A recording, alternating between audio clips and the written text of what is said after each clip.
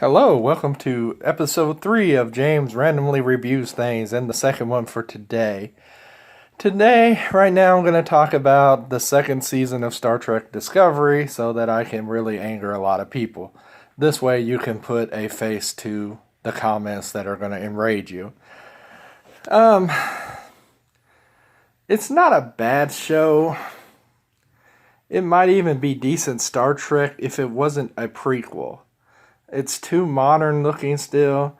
And I should say, there's no one I really particularly hate on the show, though the Klingons are annoying and Ash Tyler is annoying. But the characters, especially the main ones on Discovery, are fine. I think there's still too much focus on Michael Burnham. I think it works better when it's an ensemble show, but that's not the way they've decided to go there. And like I said, this show could work if it wasn't a prequel, and there was no reason it had to be a prequel other than they wanted to shoehorn in that relationship with Spock. Now, I don't want to give any real spoilers away, but it was obvious that they were trying to make it fit within continuity, though that really doesn't work because everything is way too modern to be 5 years or so before the original series. And I feel like they just don't really have a respect for the original series. People have argued with me about that before, and that's okay. I appreciate that. I just don't think that it works as a prequel. I think that sometimes the stories are too melodramatic. Sometimes the plots are kind of thin in favor of more action stuff and more special effects and that kind of thing. Now, people will say, oh, you're just complaining about it because you don't like the darker tone to it. And I don't really have a problem with the darker tone, though sometimes they forget what Star Trek's ultimately about. It's about hope. My favorite Star Trek series is Deep Space Nine. And it definitely had its darker aspects to it, but ultimately it was always about hope for the future. And Discovery is often lacking that. I'm not really sure what they plan to do in the future. I think they had already renewed it for a season 3, but they did kind of make it kind of feel like a series finale. So it'll be kind of interested to see what they're going to do with the show next season. Could be kind of interesting. I kind of always wanted a sliders kind of thing, but they decided not to go in that direction. As far as characters go, like I said, the characters aren't bad, though many of them just are not very fleshed out. And that's because of the focus on Michael Burnham. Like, they tried to do a really big thing with Arius, who is the enhanced human, and it was a fine episode, but they didn't do anything to make us really care about the character beforehand. And that is to the detriment of the series. You're in a situation where you can make these episodes as long as you want, and still character development is kind of lacking. And that's kind of a disappointment. I will have to say, Ethan Peck did not do a bad job as Spock. He was pretty good.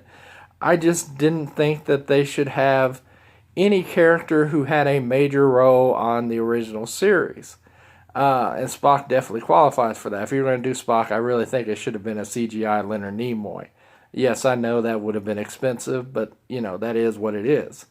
Anson Mount really was very fantastic as Captain Pike, and I understand why people would want to see a Captain Pike series, and other than it being a prequel, I wouldn't necessarily be opposed to that. I'm just kind of tired of prequels. I really want to move forward in the franchise's future. That's why I'm looking forward to the Picard series. Michael Burnham is fine. I don't really have a problem, though. It's like, you remember when Jan on the Brady Bunch would say Marcia, Marcia, Marcia, because Marcia got all the attention? It's kind of the same thing with Michael, Michael, Michael on this show. Saru might be my favorite character on this show. Had some real character growth. This will upset my niece. I really actually kind of like Ensign Tilly. She's kind of the anti-Wesley Crusher.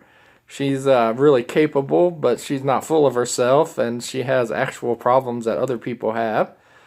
She might even be a little bit autistic, I don't know. But she's awkward, and as an awkward person myself, I can really, really appreciate that. But I don't know. It's just, this season was very melodramatic. It was okay. I know a lot of people are saying it's the greatest Star Trek season ever, and I just don't see that. It looked pretty, I guess, but sometimes, like I said, special effects do not make for a great story. Yes, Deep Space Nine has some wonderful space battles, but it was secondary. It was secondary to the plot. It was secondary to the story. It was secondary to character development. I'm real kind of interested in knowing what will happen with the Section 31 show with Michelle Yeoh. That kind of takes out some of the tension at the end of the show, to be honest, since we know that she's going to have her own series here really soon. What else can I say about the second season without getting particularly spoilery? It's okay. I'm not upset that I watched it. Though next season I'll probably not make the mistake of watching it on the same day as I watch the episodes of the Orville, which I honestly believe is a much better show. It's just a whole lot more fun. Anyway, those are my thoughts on season 2 of Discovery. Feel free to agree or disagree. As always, please let me know what you think, and if there's anything you want me to review, please let me know that as well. I should have another one here in the next couple of days, which will be a Big Finish audio project. I finally listened to one of those from the BBC. Anyway, this has been going on for about 7 minutes. That's probably enough of me talking. Again, I enjoyed it. I guess it was fine. It could be better. Star Trek Discovery, I mean, I just kind of wish they wouldn't do prequels. I will say this. The new Twilight Zone so far, I haven't watched the newest episode yet, but the new Twilight Zone so far has been excellent and well worth the time. I definitely feel that it's not obviously as good as the original, because nothing could ever be as good as Rod Serling, but it is definitely worth watching. Especially the episode replay. That was fantastic. Anyway, thank you for listening. I hope that someone made it to the very end of this. Anyway, have a good evening. Again, happy Easter, Passover. And don't forget to watch The Ten Commandments tomorrow night. One of the best movies ever made.